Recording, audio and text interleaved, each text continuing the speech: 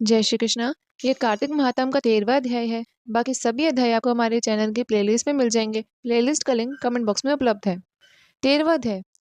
इतनी कथा सुनकर राजा पृथु ने कहा, हे महाराज, कृपा करके भगवान की पूजा का महात्म कहिए। तब नारद जी कहने लगे, हे राजा, जो हंसी में भी भगवान का भजन करता है वह परम पद को प्राप्त हो जाता है, परंतु जो श्रद्धा पूर्वक करे तो उसका तो कहना ही क्या। इस संबंध में हम तुमको एक पुराना इतिहास सुनाते हैं। कलिंद पर्वत पर बसे दीर्घपुर नाम के नगर में एक अति धर्मात्मा, प्रजा को पुत्र के समान पालने वाला सुबाहु नाम का राजा राज्य करता था। उसके धूमकेश नाम का अति दुष्ट, चोर, जुआरी, पर स्त्रीगामी व्यभिचारी पुत्र उत्पन्न हो गया। उसकी यह दशा देखकर उसके पिता राजा सुबाहु ने उसको ताड़ना दी, परंतु वह किसी प्रकार से नहीं माना। एक दिन गेंद खेलते हुए उसकी गेंद छोटी रानी के महल में चली गई। जब वह गेंद लेने के लिए गया तो महल में रानी पर ही मोहित हो गया और उन दोनों ने कामांध होकर भोग किया। जब राजा को इस बात का पता लगा तो उसने कुमार को देश से निकाल दिया, परंतु पुत्र होने के कारण मृत्यु का दंड नहीं दिया। अब राजकुमार वन में रहकर प्रतिदिन मांस खाता और रात्रि को वैश्यों के घर में रहता।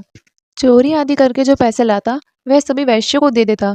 इस प्रकार फिरते फिरते एक दिन वृंदावन में आ गया। वहां सत्यव्रत नाम का एक भगवान का भक्त अपने घर बार छोड़कर कार्तिक मास में भगवान का पूजन करता था और वह केवल फल ही खाता था। वह नित्य भगवान से प्रार्थना करता, हे भगवान, इस दुख रूपी समुद्र में डूबते हुए मुझ दीनहीन की रक्षा करो। श्री राधा जी सहित मैं आपको प्रणाम करता हूँ। इस प्रकार कहते हुए वह प्रेम मग्न होकर कभी कभी रोने भी लगता। इस प्रकार वह नित्य प्रति करता। देव योग से एक दिन धूम्रकेश ने उस ब्राह्मण की एक क्रिया देख ली। जब रात को घर आया तो वहां आकर वैश्य के सामने उसने भी मिट्टी की मूर्ति बनाई और वह सब कुछ किया।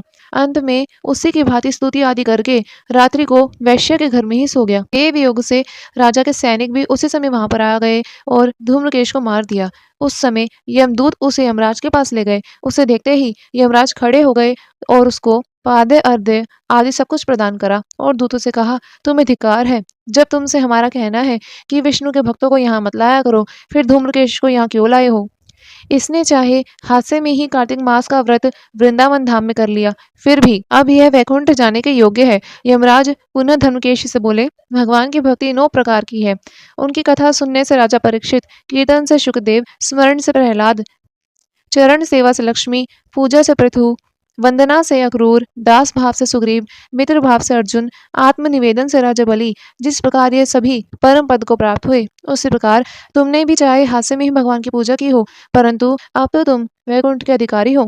यद्यपि तुमने कर्म अनुसार पहले नरक में जाने वाले थे, मगर अब वैकुंठ के अधिकारी बन गए हो।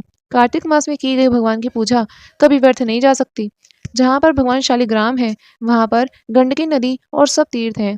तब धूम्रकेश यमराज से पूछने लगे, वह भगवान सब नदियों को छोड़कर गंडकी नदी को कैसे प्राप्त हुए। यमराज कहने लगे, किसी समय वेदशिला नाम के ऋषि सब लोगों का हित चाहने के लिए गंगा के तट पर तपस्या कर रहे थे। उस समय रमणीक स्थान में उनके तप से इंद्र अत्यंत भयभीत हुआ और उनकी तपस्या को भंग करने के लिए मंजुघोषा नाम की अप्सरा को भेज दिया। मंजुघोषा ने अपनी क्रियाकलापों से ऋषि का ध्यान भंग करने की चेष्टा करी। उस समय जब उस अप्सरा ने मुनि के चरणों का स्पर्श करा तो ऋषि को रोमांच हुआ और साथ में ही उन्हें बड़ा क्रोध भी आ गया और कहा, तू मुझे संसार में डालने के लिए उद्यत हुई है, तू नदी बन जा। तब मंजुघोषा कहने लगी, हे मुने, मैं श्राप की योग्य नहीं हूँ, मुझे क्षमा कर दीजिए। तब मुनि कहने लगे, जिस समय भगवान विष्णु वृंदा के श्राप के कारण शिला रूप में शालिग्राम होकर तुम में अर्थात गंडकी नदी में स्थित होंगे, तब तुम भगवान को धारण करने वाली बन जाओगी। अतः तुम्हारा यह श्राप वरदान से भी बढ़कर है। यमराज कहने लगे, हे राजकुमार, अब तुम विष्णु लोक को चले जाओ।